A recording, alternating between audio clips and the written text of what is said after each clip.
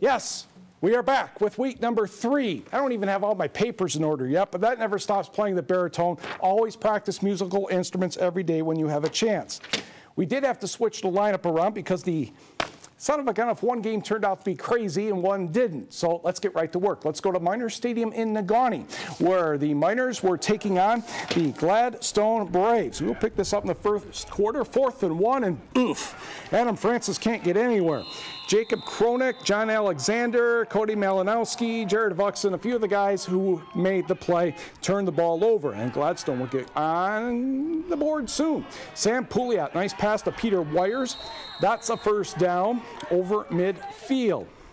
5-6 plays later, Pouliot, this time to his left, is going to find Justin Peterson right in front of me, 20 yards for the touchdown, and it's a 7-0 Braves lead. Yes, we did find a rainbow tonight. Faint, but it's there.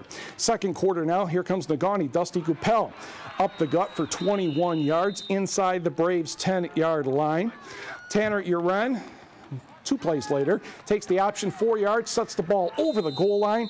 Negaunee makes the 2-point conversion, and I think 2-point conversions were a key tonight because Negaunee finally pulled it out, 36-34.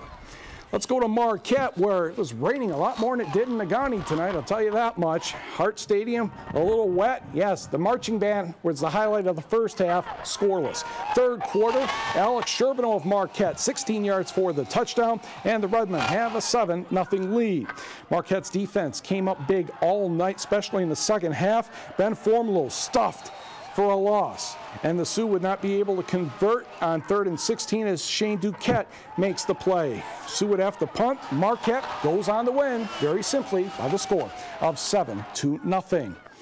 Let's go to Ishpeming, where the Hematites are looking to raise their record to 3-0, taking on Calumet. Second quarter action, second play after I arrived after Negaunee.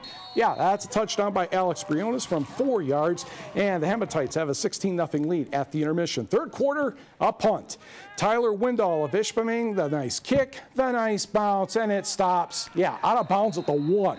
Calumet could not get going, forced to punt. Ishpeming, good field position. However, Briones is sacked by Luke Escala and Kyle Larson, and they were forced to punt. This time they downed it on the 5-yard line. So Calumet had a punt again, of course, and then Eric Castriva goes untouched into the end zone from 9 yards out. That makes it 22-0. And yes, Eric Dompier is in for the extra point.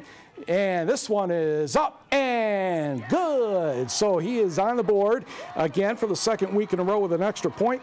Calumet scores 1 touchdown, but it would not be enough. Ishpeming your winner, 23-6. Meanwhile, in Gwinn, the Model Towners taking on the Manistique Emeralds. We'll pick up the action in the first quarter. Justin Nyquist, a good fake. He will get around the corner, and he is off to the races. But watch 44. That's Matt Gonzalez. He keeps hustling, forces the fumble, and Jared Edwards would recover for the green and white. Jump to quarter number 2 now because we're going the other way, or Manistique is going the same way. And Tyler Kangas hooks up with Max Nelson. Max makes the catch and keeps on motoring. 77 yards to the end zone, and that gives the Emeralds a 14-0 advantage. And these two would connect again. Kangas, time to throw, and you get time to throw, make nice spirals, catch in the end zone. Manistique had a 20-0 lead with 2:01 left in the first half. They postponed the game because of lightning. They will do it again Saturday starting at noon. Scoreboard, please. Another good night for Reed Larson and Kingsford. They defeated Rhinelander 34-12. Zach Rankinen, 4 touchdowns, 228 yards rushing. Westwood 46, Northern Elite nothing. Northland Pines 50, Hancock 14. Houghton's on the board, but Ironwood is your winner, 27-15. Lance rolls past Ontonagon 45-6, and St. Ignace gets a victory by forfeit over Rudyard. The Saints are now 3-0.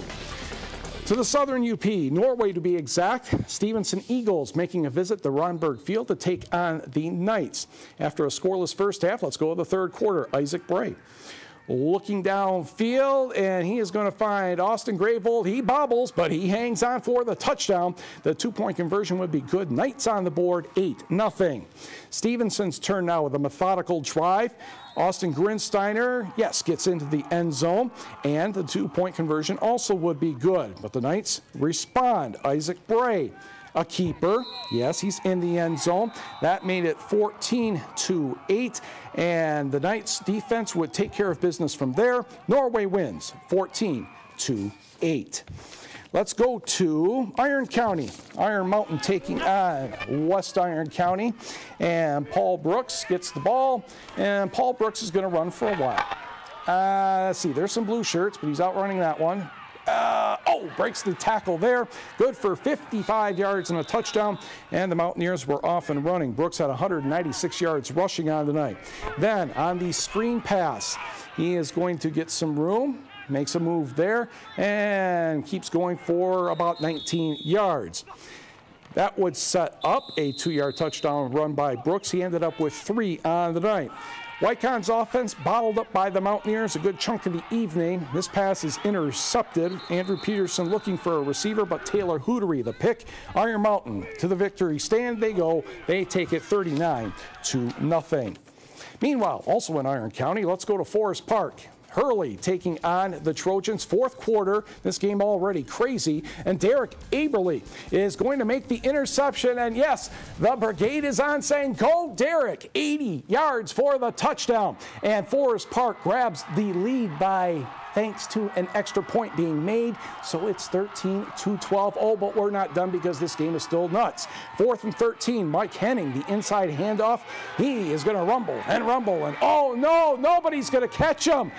Hark, there is a hero. I think it was Austin Snell, tackles him down at the 1. You're not going to believe this. Fumble! Forest Park recovers. And the next thing you know, the Forest Park had a punt because, well, you know, they just couldn't get out of their end. So one more chance for the Midgets, and the quarterback is going down. Steve Holman sacks James Sukkanen, and Forest Park hangs on to win 13-12. They were outgained at least by a 2-1 margin. Meanwhile, let's go to North Central. Powers, to be exact, the North Central Jets taking on the Lakeland and Hubble Lakes, one of those rare meetings between two schools on near the opposite ends of the UP. Beau Dupuis will scoot to the outside, and he will splash down in the end zone. And after the 2-point conversion, Lakeland and Hubble is in front 8-0. Not to be outdone, here comes Tyler Rickert. He will break through the line for 6, and the Lakes are up by 16. Jets would have to talk about that because they didn't expect Lakeland and Hubble to show all that kind of speed to the outside. And the Jets would start moving. Rob Granquist, Josh Granquist, lots of Granquists in the Powers area if you haven't learned over the years. This is good for a touchdown. That made it 16-8. And things were looking much better for the home team, and the fans approved. However, another Granquist pass is going to be picked off by Cody Kumpala. He will return it down near the goal line, setting up a touchdown by Trevor Angie. Lakeland and Hubble led 22-8 at the half. North Central came back big time. The Lakes finally scored again to win 30-24. To the scoreboard, where Gogibic defeated Beriga 50-6. North Dickinson cruises past Munising 48-6. Newberry in the win column 20-14 over Barker over Harris. Pickford 36, Inland Lakes 14. Rapid River a forfeit victory over Stockbridge, Wisconsin. Engadine 44, Mid-Peninsula 26. Bel Air and Ewan-Trail Creek will play 8-man football on Saturday, and it was Cedarville over Brimley 49-0. And we will be right back. College volleyball, NMU defeats Emporia State 3-2. NMU is at the Missouri Rowlett tournament. Kaylee Herron had 13 kills, 15-8 in the 5th set. Michigan Tech lost to Augustana 3-1, and the Huskies are in South Dakota this weekend. And Lake Superior State split a couple matches, 3-1 losing to Berry, but defeating the District of Columbia 3-1. In GLIAC tennis, Lake Superior State a 9-0 win over Lake Erie. Lake Erie visits Michigan Tech tomorrow morning, 10 o'clock. Women's soccer soccer, it was Wisconsin Green Bay over Michigan Tech 4-2. And the Marquette Electricians take a couple on the chin today at the Motor City Elite Cup down in Detroit, losing to the KVZ Selects 5-3, and the Dallas Ice Jets 1-0. And we will be right back. A pretty busy weekend, but let's tell you about two things that will not be taking place. The Marquette Trout and Salmon Fishing Tournament will be pushed back to next Saturday, the 15th. And the Scott Murray Motorcycle Show down in Helps, they're going to push that back to October 6th. Michigan Tech football, 1 o'clock against the Tiffin Dragons. Be there aloha in good weather. And we also have GLIAC Golf, NMU men's golf team hosting an invitational this weekend. We also have several other events like the Tour de Woods mountain bike race in Alger County. Enjoy your weekend.